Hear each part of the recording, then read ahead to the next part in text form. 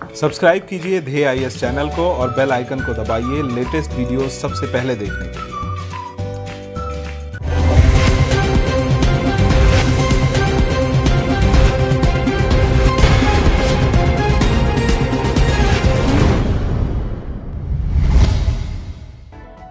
एक बेहद चर्चित दवा फिर से सुर्खियों में है। दवा का नाम है रेमडेसिविर। कहा जा रहा है कि इस दवा से कोरोना का इलाज किया जा सकता है। हालांकि अभी तक इस बात के कोई भी पुख्ता सबूत नहीं मिले हैं। पूरी दुनिया में इसे कोरोना के इलाज के 4 संभावित दवाओं के तौर पर देखा जा रहा है। विश्व स्वास्थ्य संगठन यानी WHO इनके मानव परीक्षणों पर काम कर रहा है। ये दवा वैसे तो अभी तक दुनिया के किसी भी देश में कोरोना के इलाज के लिए मान्यता नहीं मिली है, लेकिन इसके बारे में ये दावा किया जा रहा है कि ये दवा कोरोना मरीजों के इलाज में कारगर साबित हो सकती है। इस दवा में वायरस के खिलाफ लड़ने की खूबियां हैं। इस दवा को इबोला के इलाज के लिए अमेरिका आधारित एक बायोतकनीकी कंपनी ने 2014 में बनाया था। इस दवा को कोरोना वायरस परिवार से ही फैलने वाले मर्स और सार्स मरीजों पर भी इस्तेमाल किया गया था, जिसका काफी अच्छा असर देखने को मिला था। कोरोना वायरस के जेनेटिक पदार्थ में एक सूत्री RNA पाया जाता है। जब कोरोना वायरस का इंसानी कोशिका में प्रवेश होता है तो शरीर में पाया जाने वाला एक एंजाइम RDRP इस वायरस को बढ़ाने में मदद करता है। रेमडेसिविर दवा इसी एंजाइम के प्रभाव को कम करने का काम करती है। न्यू इंग्लैंड मेडिसिन जर्नल में छापे एक शोध के मुताबिक रेमडेसिविर दवा को अमेरिका, कनाडा, यूरोप और जापान के 61 मरीजों पर आजमाया गया। ये मरीज ऐसे थे जिनकी हालत बेहद गंभीर थी और इनमें ऑक्सीजन का स्तर काफी कम था। हर एक मरीज को ये दवा 10 दिनों तक दी गई। इनमें से 53 मरीजों को जांचा गया। अध्ययन से पता चला कि 68% मामलों की सेहत में सुधार पाया गया। इन मरीजों में ऑक्सीजन के स्तर में लगातार सुधार हो रहा था, जबकि 47% मरीज ऐसे थे जिन्हें इलाज के बाद छुट्टी दे दी गई। 50% मरीजों को दवा देने के बाद वेंटिलेटर की जरूरत नहीं महसूस हुई। हालांकि इस अध्ययन से ये भी पता चला कि इस दवा का गंभीर तौर पर बीमार और बुजुर्ग लोगों पर कोई फर्क नहीं पड़ा। इनमें से 7 मरीजों की दवा देने के बावजूद मौत हो गई। अल्बर्टा विश्वविद्यालय के जर्नल में 13 अप्रैल को छापे एक अन्य शोध में पाया गया कि इस दवा से मरीजों को तो कोई खास फायदा नहीं हुआ, लेकिन दवा वायरस को बढ़ने से रोकने में मददगार साबित हुई।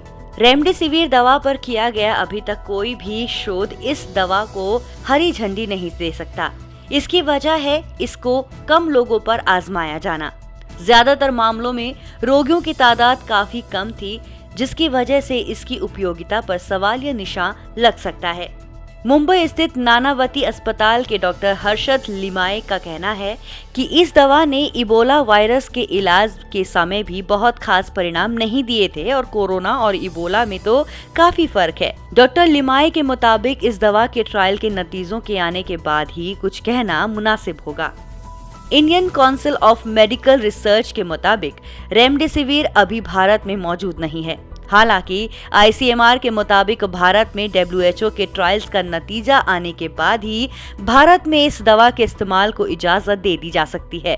अभी तक इस दवा के 6 परीक्षण किए गए हैं और पूरी दुनिया में रेमडेसिविर पर अध्ययन किया जा रहा है। चीन के हुबेई प्रांत में 2 चिकित्सकीय परीक्षणों को अंजाम दिया जा रहा है।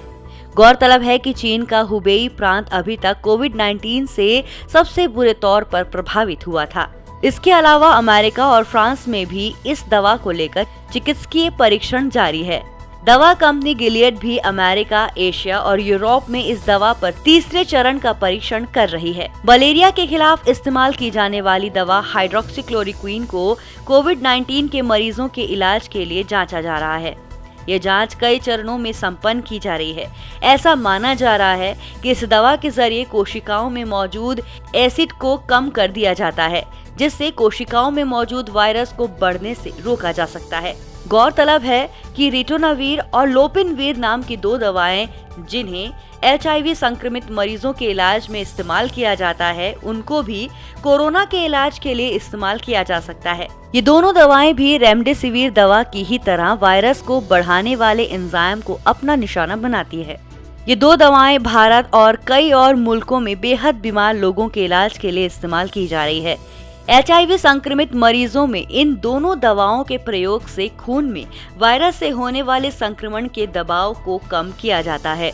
इन दवाओं के इस्तेमाल के चलते कोरोना संक्रमित मरीजों में भी यही असर देखने को मिलना चाहिए, लेकिन अभी तक के मामलों में ये सामने नहीं आया है। बहरहाल कोरोना के इलाज को लेकर डॉक्टरों और वैज्ञानिकों की खोज आने वाले वक्त में भी जारी रहेगी। इस वायरस के लगातार बदलते जेनेटिक मेकअप के चलते शोधकर्ताओं को इसका इलाज खोजने में काफी मशक्कत का सामना करना पड़ रहा है। फिलहाल जब तक इसका इलाज नहीं मिल जाता, सावधानी ही इसका एकमात्र रास्ता है। सोशल डिस्टेंसिंग कायम रखकर और खुद को साफ रखकर ही वायरस को हराया जा सकता है।